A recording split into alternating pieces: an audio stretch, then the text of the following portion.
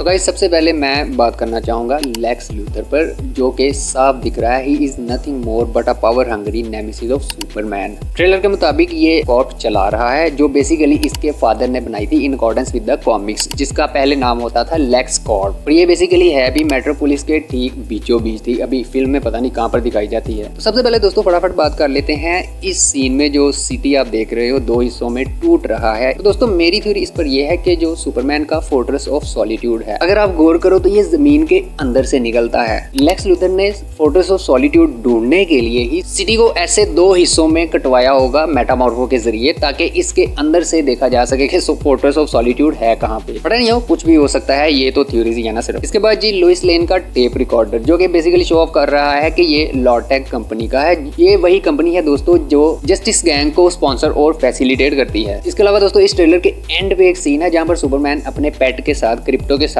Bed पर लेटा हुआ है। तो यहाँ पर पीछे अगर आप देखो तो एक स्मॉलविल जायंट्स का आपको पोस्टर दिखेगा, जो बेसिकली सुपरमैन के हाई स्कूल के टाइम पे फुटबॉल टीम का नाम है, स्मॉलविल हाई स्कूल में। और दोस्तों सुपरमैन इस फुटबॉल टीम का स्टार प्लेयर था इन द कॉमिक्स। इसके अलावा इसी सीन में इसके साथ ही अगर आप देखो तो माइटी क्रैब जॉयस का भी आपको पोस्टर दिखता है, जो एक तो ये एरिक फ्रैंकस्टाइन में क्रीचर कमांडोज में दिखता था, एक तो ये इस चीज के साथ कनेक्ट हो रहा है, कॉमिक्स की बात कर रहा हूँ।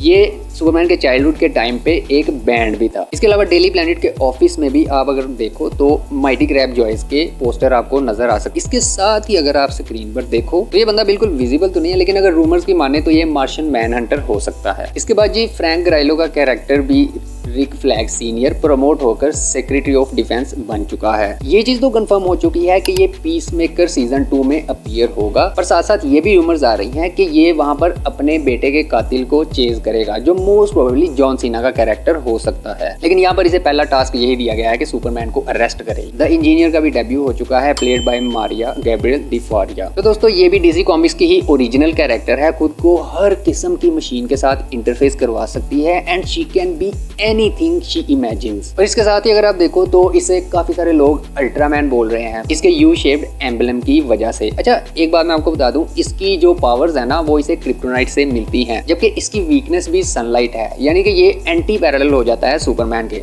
यानी जहां अल्ट्रामैन को अपनी पावर्स मिलती हैं क्रिप्टोनाइट से और इसकी वीकनेस सनलाइट है, वहीं सुपरमैन को पावर मिलती है सनलाइट से और उसकी वीकनेस है क्रिप्टोनाइट। अच्छा जी, यहाँ पर सुपरमैन को मेटामॉर्फो ने ही वीकन किया हुआ है। अगर आप इसके लेफ्ट हैंड पर गौर करो तो ये ग्रीन कलर में ग्लो कर रहा है। अच्छा दोस्तों, इस सीन में जहाँ पर लेक्स लूथर के आर्मर्ड गार्ड सुपरमैन को पेल रहे हैं, ये बेसिकली लेक्स लूथर की ही प्रिजनर साइट है। यहाँ काफी सारे कैदी आप देख सकते हो। सुपरमैन के बिल्कुल साथ में अगर आप देखो पिंक सूट में जो लेडी है, ये बेसिकली ब्लैक ऑर्चिड है। ये होती तो सुपर हीरोइन या कॉमिक्स में, लेकिन इसका हस्बैंड लेक्स लूथर के लिए ही काम करता है, जो कि बहुत बड़ा असासिन और टंके का धोखेबाज है। अच्छा, इस प्रिजनर साइट के बिल्कुल सामने भी आप देख सकते हो काफी सारे कैदी हैं, यानी कि यहाँ पर सैकड़ों की तादाद में प्रिजनर्स रखे होंगे लेक्स लूथर ने, जो कि सभी के सभी मेटा ह्यूमंस ही ऐसा सुनने को मिल रहा है। अच्छा जी, इस सीन में अगर आप देखो तो पीछे वेयर स्ट्रीट लिखा हुआ है। ये बेसिकली कॉमिक्स के साथ तो डायरेक्टली लिंक्ड नहीं है, लेकिन ये मार्क वेड नाम के राइटर के साथ डायरेक्टली लिंक हो सकती है, जो द फ्लैश रन्स और डीसी रन्स के नामवर राइटर थे। दोस्तों इस सीन में जहां पर सुपरमैन और मिस्टर टेरिफिक फाइट कर रहे हैं द इंजीनियर और अल्ट्रामैन के साथ, पीछे अगर आप देखो तो आपको मीटियोर्स का एक पोस्टर दिखेगा। ये बेसिकली डीसी कॉमिक्स की एंथोलॉजी इशू से ही अडेप्ट किया गया है, जहां पर बताया जाता है कि मेट्रोपोलिस सिटी की बेसबॉल टीम का नाम भी मेटियोर्स ही है। अगर ये वही है तो फिर ये जो पूरा स्टेडियम है ना, ये मेटियोर्स टीम का होम ग्राउंड रहता है। सुपरमैन का पेट क्रिप्टो बेसिकली ही comes in as an idea in James Gunn's mind. James Gunn ने बताया था कि उनके पालतू डॉग ओज़ू ने इन्हें इंस्पायर किया, फिर क्रिप्टो का भी यहाँ पर डेब्यू हो गया। इसके बाद गाय गार्डनर का कैरेक्टर जो कि प्ले किया है नेथन फिलियन ने।